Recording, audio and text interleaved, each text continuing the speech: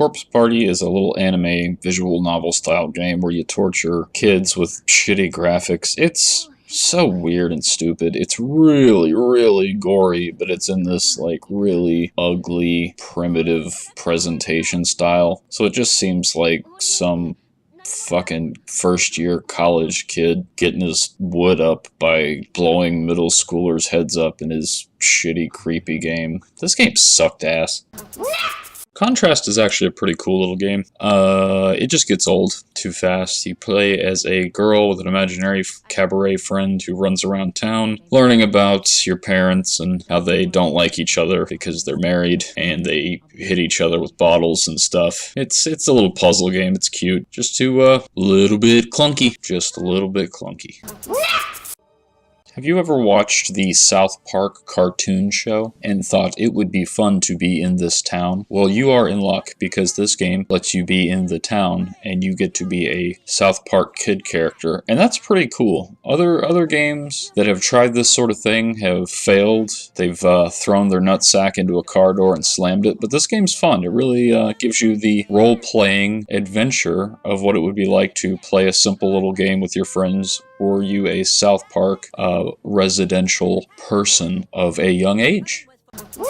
PushOver is a game where you push over blocks and you're an ant for some reason. I guess it's maybe he was supposed to be a mascot. The game doesn't control very well. It gets old really fast. There's different kinds of dominoes and things. The title screen music is super catchy, so it's got that going for it. But the rest of it is confusing and stupid. If I were to describe this game to a friend, I would say it is confusing and stupid. Alright, serious time. This game is interesting. This is my newest indie game that isn't particularly great, but it is good for what it is, so I'm not going to bust its chops too much. The premise is that you are going back through and looking at an old police computer, trying to decipher what is going on with this sort of woman of interest in a case. Now, the thing that makes it interesting is you have to sort of put the pieces together, but the only quote-unquote gameplay is really searching based on what she says. It's a cool little thing, but as a game, I don't know that I would say it works. But it's cool. Just Cause 2 is a sandbox game where you play as Rico, a gentleman who was made Spanish so that the rest of the game would come across as a little less racist. It doesn't really work, but it doesn't matter because this game doesn't care about race or anything. It just wants to pull badass hook shots into airplanes and then jump off the airplanes with your parachutes, and it is great fun. It is exhilarating. It is a game I would allow someone who doesn't know much or get why modern video games are fun to play for 10 minutes and then go buy an Xbox, PlayStation, PC, because this game is, to use a technical term, so fucking fun. You blow shit up, and the mechanics all revolve around blowing shit up, and I like to blow shit up because it's fun to blow shit up. Blow shit up, blow shit up, go downtown and blow some shit up.